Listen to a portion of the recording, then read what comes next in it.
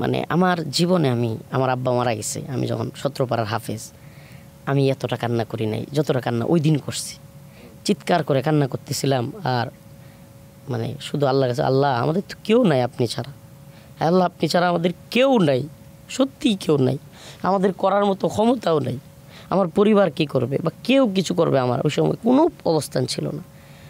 তো আল্লাহ আপনি আমাকে, আমি তখন গাড়িতে উঠছি, আমার কান্না দেখে ওসি তদন্ত শাহ আলম এবং শোয়েব এদের একটু মায়া লাগছে সিরিয়াসলি। এই যে তখন আমি কান্না করতে করতে জিজ্ঞেস করলাম, আচ্ছা আপনারা যে কাহিনীগুলো করলেন, এখানে নিয়ে আসলেন, এই অভিনয়গুলো আমাকে যে কষ্টগুলো দিলেন, তখন এরা আমার এভাবে হাতাইতেছে, হুজুর আমাদের কোনো দোষ নেই, হুজুর আমাদেরকে মাফ করে দিন, ওরা 2 জন বলতেছে।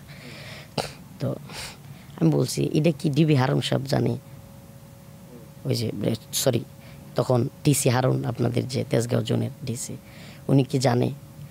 ওদের চোখে মুখে আমি এত ক্ষোভ দেখছি হারুনের প্রতি তখন, মানে ওরাও এই বিষয়টাকে পছন্দ করে নাই, ওরা 2 জন এত কষ্ট পাইছে, বলতেছে যে এত মাস্টার মাইন্ড, এ হলো পরিচালক এই নাটকের। আচ্ছা, মানে বদমাইশ শব্দটা ইউজ করছে কিনা আমি একবারে বলতেছি না, কোড করতেছি। ওরা বলতেছে যে ও হইলো বদমাই, ও হইলো এটার পরিচালক হুজুর এই নাটকের। আপনি কি বলতেছেন? এই পুরো নাটকটার পরিচালক হলো সে করাইছে। এরপরে আপনি সামনাসামনি পড়েন নাই তার কখনো? 4 দিন পর ইফতারের আগ মুহূর্তে আমাকে তেজগাঁও থানার ওসি সাহেব নিয়ে গেছে। ওখানে সকল তেজগাঁওয়ের অধীনে, মানে যতগুলো থানা ছিল ডিসি সাহেবের অধীনে, রমনা জোনের অধীনে সকল থানার ওসি ছিল, এডিসি ছিল, ওসির নিচের বা এডিসির নিচের কেউ ছিল না, ওনারা সবাই ছিল। আমাকে ওই রুমে ঢুকাইছে। ও আগে গাড়িতে কিন্তু বলে নিছি যে হুজুর, আমি আবার তেজগাঁও রিমান্ডে যাওয়ার পর থেকেই ওই দারোগাদের সাথে, ওসির সাথে বলতেছিলাম আমি হারুন সাহেবের সাথে সাক্ষাৎ করতে চাই, বারবার বলতাম। মানে ওই কারণে, ওই যে আমার প্ল্যানিং যেটা, যে আমি ওনাকে বলবো যে আপনি একটু হলেও বোঝাইয়া বলেন যে মামলা যাতে আর না হয়। তো ওরা একটু ক্ষিপ্ত আমার দিকে, মানে ওই ওসি বা থানার দারোগা বলতে, আপনি কার সাথে দেখা করতে চান, কী হবে আপনার দেখা করে?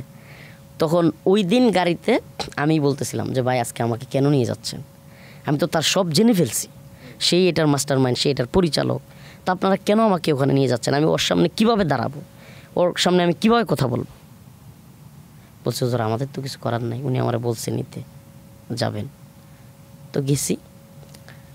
মানে যাওয়ার পরে, মানে আমি ওই রুমে, তার অফিসে ঢোকার পরে সব দিকে ছোটো ছোটো চেয়ার, ওই যে আপনার গোল টেবিল বৈঠকের মতো রুমের মতো, ছোটো ছোটো মাইক দেওয়া, ওই রকম উনি একটা চেয়ারে বসা।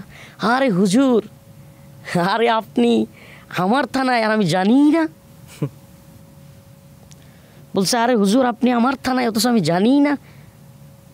আমি মনে মনে ওর প্রতি ঘৃণা আর হলো কষ্টে নিজ দিকে তাকায় গেছি, মানে ওর চোখের দিকে তাকানোর ইচ্ছা হইতেছে না। কারণ আল্লাহ তাআলা আমাদেরকে এতটুকু মেধা দিয়েছে, আমরা বুঝতে পারি যে ও মাহফিলে নিছে যে কোনোভাবে, যেই সরকার বিরোধী বক্তাকে হারুন তুমি মাহফিলে নিবেলা, প্রাইম মিনিস্টার যদি জানে ওরে দিবে বাটাম। ও এই কারণে ওইটাকে ডাকার জন্য এই অভিনয়টা করছে। মানে এটা আমার বুঝতে আর কঠিন হয় নাই।